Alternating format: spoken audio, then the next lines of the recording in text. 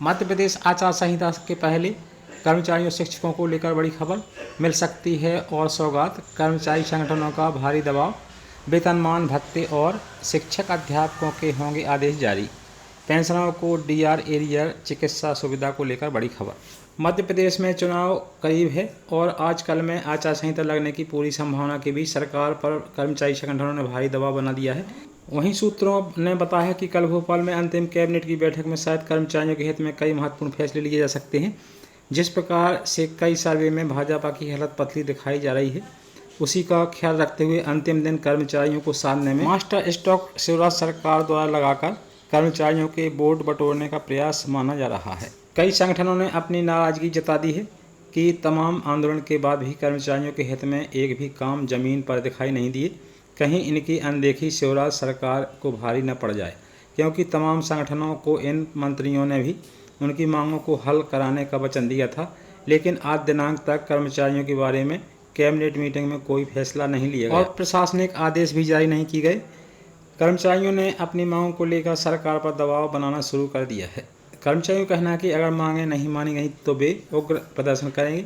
चुनावी साल में सरकारी कर्मचारी भी अपनी मांगों को लेकर सरकार पर दबाव बनाने के पीछे नहीं हैं। प्रदेश के कर्मचारी संगठन ने सरकार के सामने अपनी मांगों का पिटारा खोल दिया है। पिछले कुछ महीने से दैनिक वेतनभोगियों, विनियमित कर्मचारी, संविदा कर्मचारी, स्वास्थ्य कर्मचारी, वन कर्मचारी, आशा उषा कार्यकर्ता और साथ में आउटसोर्स कर्मचारी धरना प्रदर्शन कर अपनी मांगों को पूरा कराने में जुटे हुए हैं। चुनाव के करीब आते ही कर्मचारियों ने अपनी मांगों को लेकर सरकार पर दबाव बनाना शुरू कर दिया है। सरकार के गले में फांस बनी मांगें। दरअसल कर्मचारियों की ऐसी मांगें हैं जिन्हें पूरी करने के लिए सरकारी खजाने पर भारी बोझ आने वाला है। वैसे ही सरकार करोड़ों से ज़्यादा के कर्ज लेकर अपनी वाही करा रही है, जबकि ज़मीनी हकीकत में वैसा दिखाई नहीं दे रहा है। सरकार लगातार हर महीने कर्ज भी उठा रही है। ऐसी स्थिति में कर्मचारियों की मांगों को पूरा नहीं कर पाएगी, इसलिए सरकार ने कर्मचारी संगठनों की मांगों के संबंध में अध्ययन कर रिपोर्ट देने को कहा था, वो भी कहीं खो गई है। पुरानी पेंशन स्कीम लागू करने की घोषणा कर चुकी है कांग्रेस।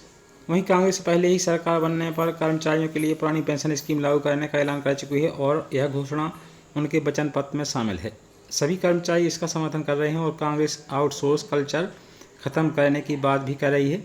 दैनिक वेतन भोगियों, कर्मचारी, विनियमित कर्मचारियों को स्थायी कर्मी, सातवां वेतनमान एरियर सहित देने और संविदा कर्मचारियों की मांगें पूरी करने, संविदा कर्मचारियों को नियमित कर्मचारियों की तरह समान वेतनमान भत्ता मिले, उन्हें वरिष्ठता के आधार पर समान वेतनमान पदोन्नति, क्रमोन्नति, अनुकंपा नियुक्ति की व्यवस्था की जाएगी। संविदा कर्मचारियों को 5 जून 2018 की संविदा नीति के तहत 7वें वेतनमान का लाभ दिया जाए।